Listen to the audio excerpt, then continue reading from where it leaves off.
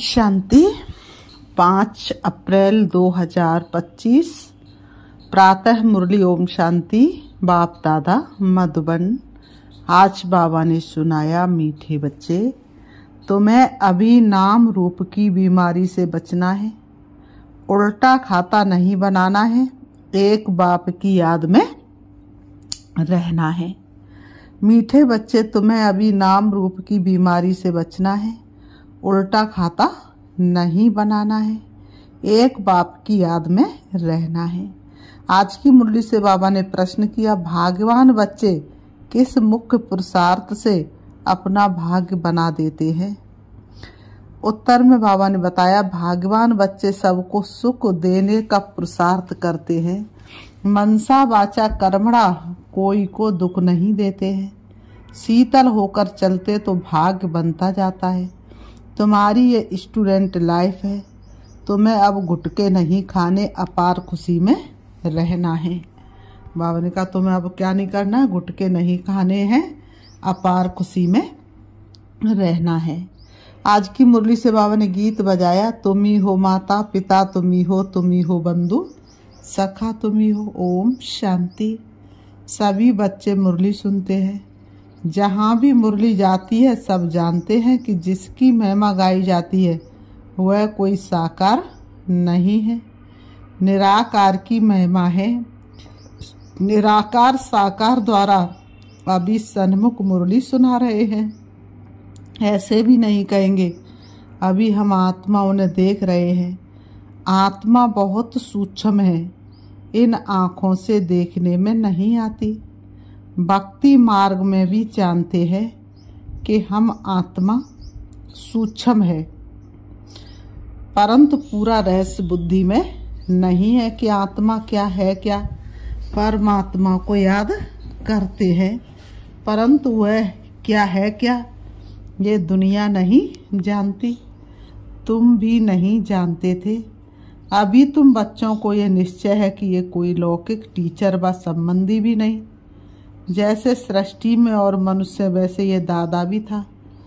तुम जब महिमा गाते थे, तुमेव माता च पिता तुमेव, तो समझते थे ऊपर में है। अभी बाप कहते हैं, मैंने इसमें प्रवेश किया है, मैं वही इसमें हूँ। आगे तो बहुत प्रेम से महिमा गाते थे, डर भी रखते थे। अभी तो वह इशारा इस शरीर में है, अभी तो वह यहाँ इस शरीर में आए हैं। जो निराकार था वह अब साकार में आ गया है। वह बैठ बच्चों को सिखलाते हैं। दुनिया नहीं जानती कि वह क्या सिखलाते हैं। वह तो गीता का भगवान श्री कृष्ण समझते हैं, कह देते हैं वह राजयोग सिखलाते हैं। अच्छा, बाकी बाप क्या करते हैं?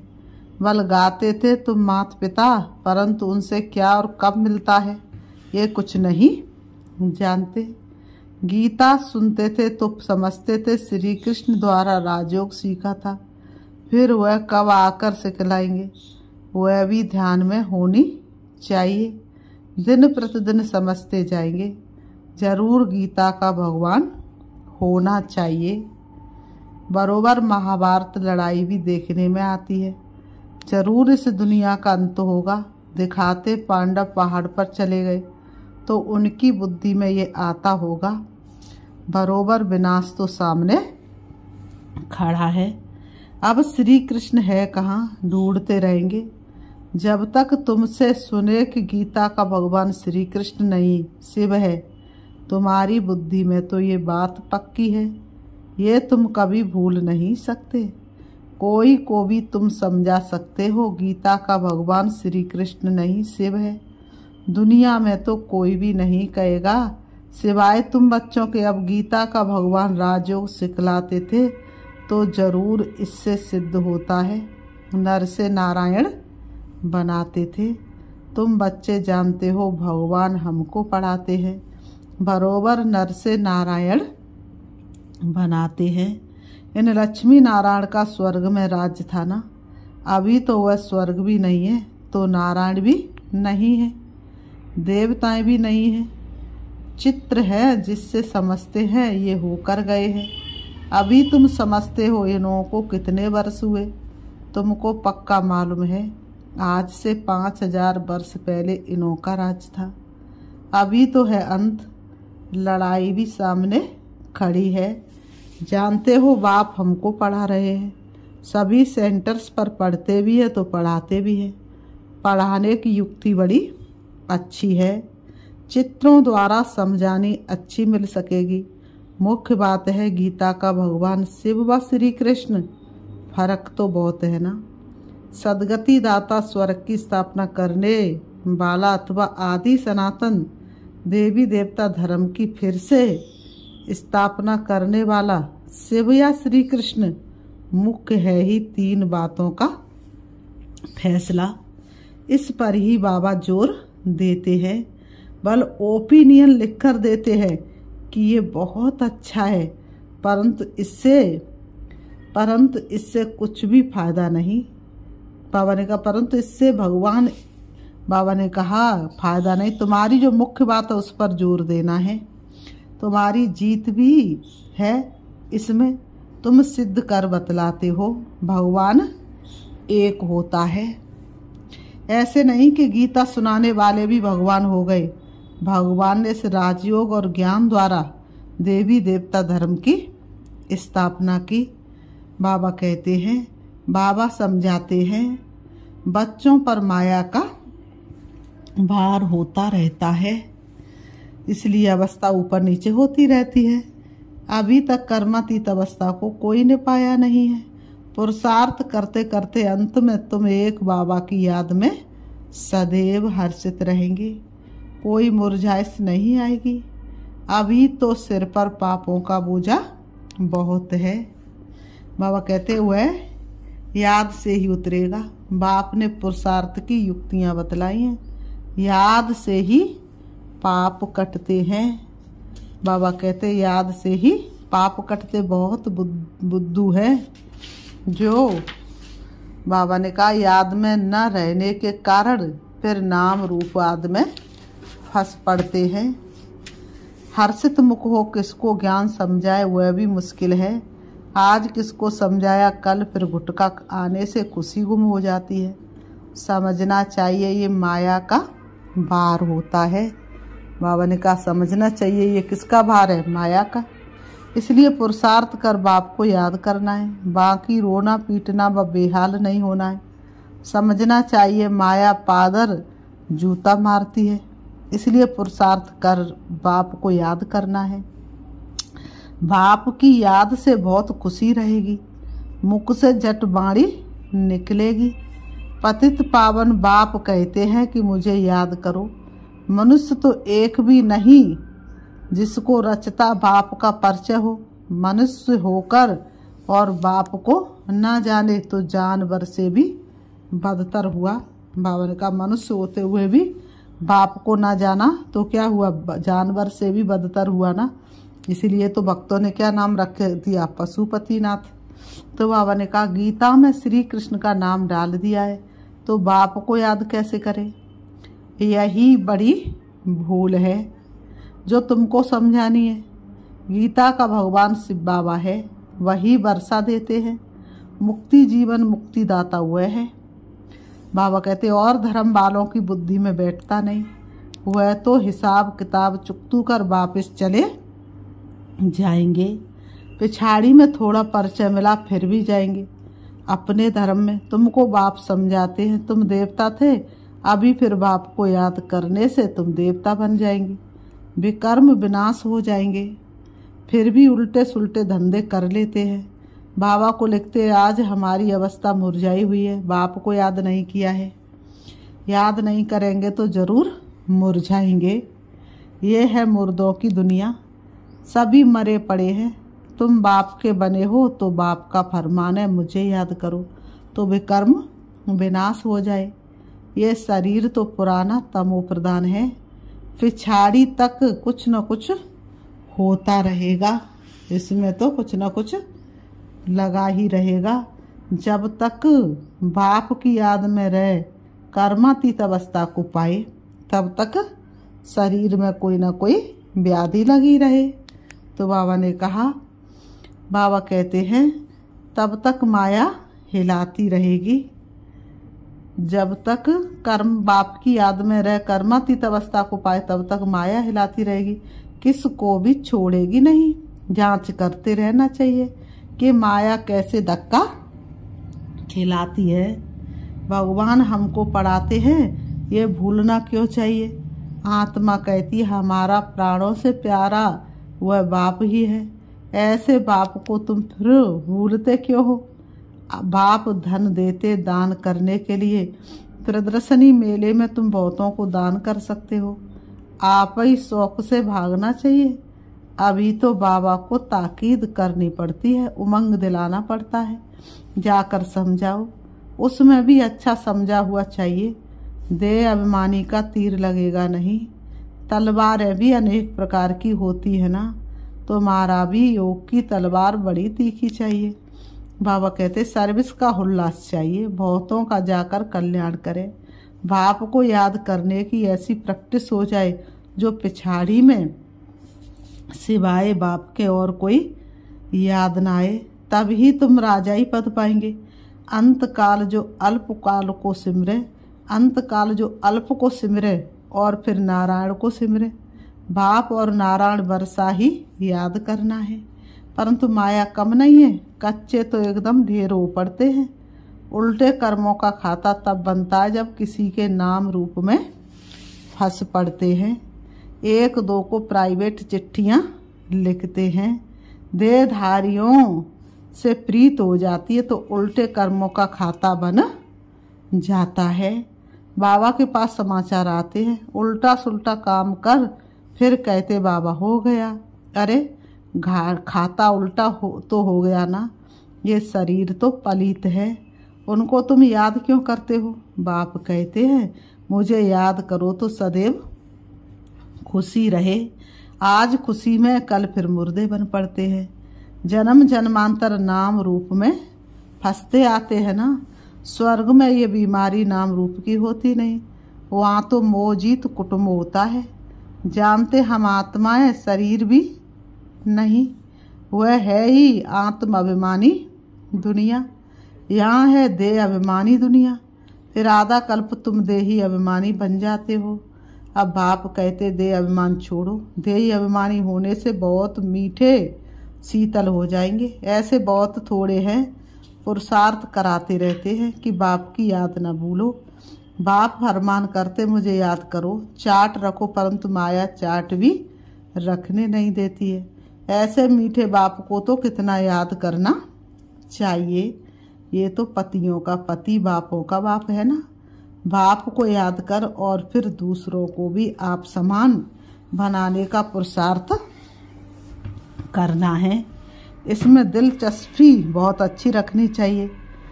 सर्विसेबल बच्चों को तो बाप नौकरी से छुड़ा देते हैं, और उनका जो सर्विसेबल बच्चे होते हैं उनको तो बाप नौकरी से भी छुड़ा देते हैं। सरकम टास्क देख कहेंगे अब इस धंधे में लग जाओ। एम ऑब्जेक्ट तो सामने खड़ी है। भक्ति मार्ग में भी चित्रों के आगे याद में बैठते हैं ना। तुमको तो सिर्फ आत्मा समझ परमात्मा बाप को याद करना है। विचित्र बन विचित्र बाप को याद करना है, ये मेहनत है। विश्व का मालिक बनना कोई मौसी का घर नहीं है। बाप कहते मैं विश्व का मालिक नहीं बनता हूँ, तुमको बनाता हूँ। कितना माथा मारना पड़ता है। सपूत बच्चों को तो आप ही लेना, आप ही वो ना लगा रहेगा। छुट्टी लेकर भी सर्विस में लग जाना चाहिए। कई बच्चों को बंधन भी है, मोह भी रहता है। बाप कहते तुम्हारी सब बीमारियां बाहर निकलेंगी, तुम बाप को याद करते रहो। माया तुमको हटाने की कोशिश करती है। याद ही मुख्य है, भवन का याद ही मुख्य है। रचता रचना के आदि मध्य अंत का ज्ञान मिला, बाकी और क्या चाहिए। भाग्यवान बच्चे सबको सुख देने का पुरुषार्थ करते हैं। मनसा वाचा कर्मणा, किसी को दुख नहीं देते हैं। शीतल होकर चलते हैं तो भाग्य बनता जाता है। अगर कोई नहीं समझते हैं तो समझा जाता है इनके भाग्य में नहीं है। जिनके भाग्य में है वह अच्छी रीति सुनते हैं, अनुभव भी सुनाते हैं ना। क्या क्या करते थे अब मालूम पड़ा है। जो कुछ किया उससे दुर्गति ही हुई। सदगति को तब पाए जब बाप को याद करें। बहुत मुश्किल कोई घंटा आधा घंटा याद करते होंगे, नहीं तो गुटखा खाते रहते हैं। बाप कहते आधा गुटखा खाया अब बाप मिला है। बाप कहते आधा कल्प गुटखा खाया अब बाप मिला। स्टूडेंट लाइफ तो खुशी होनी चाहिए ना, परंतु बाप को घड़ी घड़ी भूल जा। बाप कहते तुम कर्मयोगी हो, वह धंधा आज तो करना ही है। नींद भी कम करना अच्छा है। याद से कमाई होगी, खुशी भी रहेगी। याद में बैठना जरूरी है। बाबा कहते हैं याद में बैठना जरूरी है। दिन में तो फुर्सत नहीं मिलती, इसलिए रात को समय निकालना चाहिए। याद में बहुत खुशी रहेगी। किसको बंधन है तो कह सकते हैं, हमको तो बाप से वर्षा लेना है। इसमें कोई रोक नहीं सकता। सिर्फ गवर्नमेंट को जाए समझाओ कि विनाश सामने खड़ा है। बाप कहते मुझे याद करो, शिव बाबा कहते मुझे याद करो तो विक्रम विनाश होंगे। और ये अंतिम जन्म तो पवित्र रहना है, इसलिए हम पवित्र बनते हैं। परंतु कहेंगे वह जिनको ज्ञान की मस्ती होगी, ऐसे नहीं कि यहाँ आकर पे देहधारी को याद करते रहे। देह अभिमान में आकर लड़ना झगड़ना जैसे क्रोध का भूत हो जाता है। बाबा क्रोध करने वाले की तरफ कभी देखते भी नहीं। सर्विस करने वालों से प्यार होता है। देह अभिमान की चलन दिखाई पड़ती है। गुलगुल तब बनेंगे जब बाप को याद करेंगे। बाबा कहते गुलगुल तब बनेंगे जब बाप को याद करेंगे। मूल बात है ये, एक दो को देखते बाप को याद करना है। सर्विस में तो हड्डियां देनी चाहिए। ब्राह्मणों को आपस में छीरखंड होना चाहिए, लून पानी नहीं होना चाहिए। समझ ना होने के कारण एक दो को से नफरत, बाप से भी नफरत लाते रहते हैं। ऐसे क्या पद पाएंगे? तुमको साक्षात्कार होंगे, फिर उस समय स्मृति आएगी ये हमने गफलत की। बाप फिर कह देते हैं तकदीर में नहीं है तो क्या कर सकते हैं। फिर बाबा कहते हैं अच्छा, मीठे मीठे सिकीलते बच्चों प्रति माता पिता बाप दादा का याद प्यार और गुड मॉर्निंग। रूहानी बाप की रूहानी बच्चों को नमस्ते। हम रूहानी बच्चों की रूहानी बाप दादा को याद प्यार और नमस्ते नमस्ते नमस्ते। धारणा के लिए मुख्य सार नंबर 1, निर्बंधन बनने के लिए ज्ञान की मस्ती हो, देह अभिमान की चलन न हो, आपस में लून पानी होने के संस्कार न हो। देहधारियों से प्यार है तो बंधन मुक्त हो नहीं सकते। देहधारियों से प्यार है तो बंधन मुक्त हो नहीं सकते। नंबर 2, कर्मयोगी बनकर रहना, याद में बैठना जरूर है। आत्माभिमानी बन बहुत मीठा और शीतल बनने का पुरुषार्थ करना है। सर्विस में हड्डियां देनी है। सर्विस में हड्डी हड्डी स्वाहा करनी है, हड्डियां देनी है। आज की मुरली से वरदान दिया बाबा ने, श्रीमत से मनमत और जन्मत की मिलावट को समाप्त करने वाले सच्चे स्वकल्याणी भव। श्रीमत से मनमत और जन्मत की मिलावट को समाप्त करने वाले सच्चे स्वकल्याणी भव। स्पष्टीकरण है, बाप ने बच्चों को सभी खजाने स्वकल्याण और विश्व कल्याण के प्रति दिए हैं, लेकिन उन्हें व्यर्थ तरफ लगाना, अकल्याण के कार्य में लगाना, श्रीमत में मनमत और जनमत की मिलावट करना, ये अमानत में ख्यानत है। अब इस ख्यानत और मिलावट को समाप्त कर रूहानियत और रहम को धारण करो। अपने ऊपर और सर्व के ऊपर रहम कर स्व कल्याणी बनो। स्व को देखो, बाप को देखो, औरों को नहीं देखो। स्व को देखो, बाप को देखो, औरों को नहीं देखो। आज की मुरली से स्लोगन है, सदा हर्षित वही रह सकते जो कभी भी आकर्षित नहीं होते। अव्यक्त सारे कंबाइंड रूप की स्मृति से सदा विजयी बनो। कंबाइंड रूप की स्मृति से सदा विजयी बनो। बाबा और हम कंबाइंड है। करावन हार बाबा और करने के निमित्त में आत्मा हूँ। इसको कहते असोच, अर्थात एक की याद। शुभ चिंतन में रहने वाले को कभी चिंता नहीं होती है। शुभ चिंतन में रहने वालों को कभी चिंता नहीं होती। जैसे बाप और आप कंबाइंड हो, शरीर और आत्मा कंबाइंड है। आपका भविष्य विष्णु स्वरूप कंबाइंड है। आपका भविष्य विष्णु रूप कंबाइंड है। ऐसे स्व सेवा और सर्व की सेवा कंबाइंड हो। ऐसे स्वयं सेवा और सर्व की सेवा कंबाइंड हो, ऐसे नहीं कि दूसरों की सेवा करने में स्वयं की सेवा भूल जाए, तब मेहनत कम सफलता ज़्यादा मिलेगी। अच्छा, ओम शांति, ओम शांति।